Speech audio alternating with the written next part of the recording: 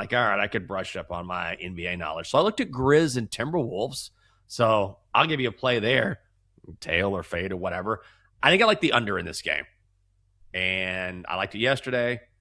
I like it now. Total set at 233.5. I think it's too high. So one thing to check on if you're going to look at this game or perhaps bet on this game is look at the injury report. Mike Conley has missed a couple games for Minnesota. He's got an Achilles injury.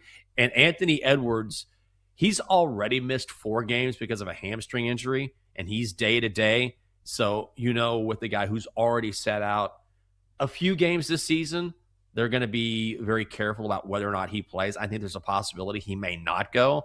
And then, more than that, just look at the Grizzlies. The Grizzlies actually play really good defense, and they are one of the best under teams in the NBA.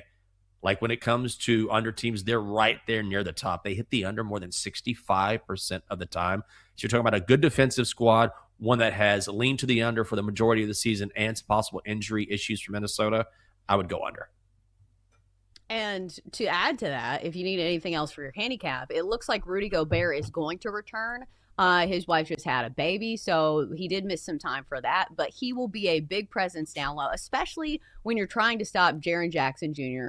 of the Grizzlies, who's been really good, coming off a really good game last time around. And I'll say this about the Grizzlies. Early on, they were fade candidates as they started off the season really slow. But then Ja Morant came back to the lineup, and they've had some good performances from guys like Cam Spencer. You know that white guy that always talks trash? Like, he had a game last night, or not last night, the night before, I believe, 29 points against the Clippers. But it should be noted that Cam Spencer is not playing tonight. So, again, you always check those injury reports when it comes to the NBA. So, Jenks, let me ask you, is this something that you bet on before you hear the status of some of these players? Because obviously, like, the big one, Anthony Edwards. Like, it's hard for me to pull the trigger on a game when a piece of the puzzle that big is possibly missing.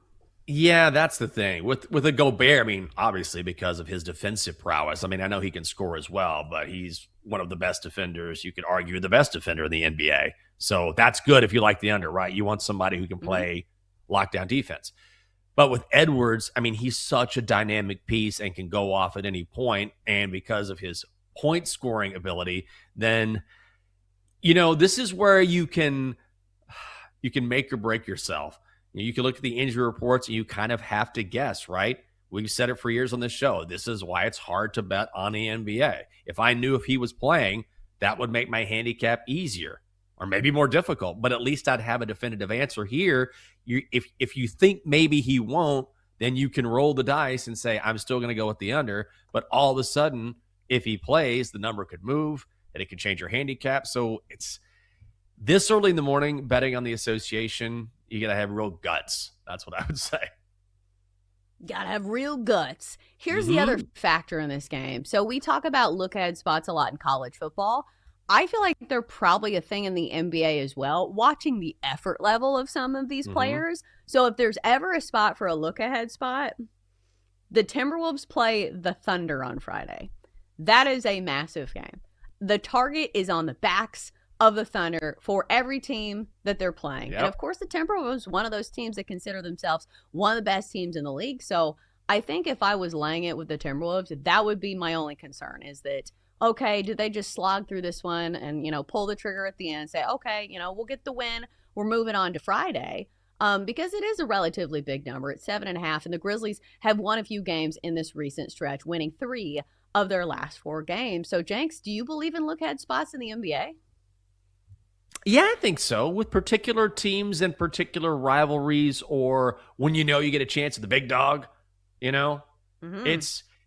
are rarer, I think, in pro sports, but it does happen. I mean, and sometimes I think you make a good point with the Thunder, right? Like if you can take down the defending champ, you are always going to be motivated to take down a team that good or to take down a team with a superstar. Sometimes there's a personal motivation as well. Like what do we see the other night? Dylan Brooks again being an idiot and trying to get in LeBron James's face, bumping him a little bit. I mean, we've seen it before. It's kind of tired. But you know what? Guys get up to take on the best in the game or particular teams, and I think this is one of those spots, yeah. And especially if one of your stars is questionable for this game. Like, if you're Yeah, coming back from an injury, do you want to come back for this game or do you want to come back for the Thunder? Like, I think that's the right. question. Like, obviously, you can make a case and say, okay, you need to shake some of the rest off and get things going before the big one on Friday. But buyer beware betting on the Timberwolves tonight.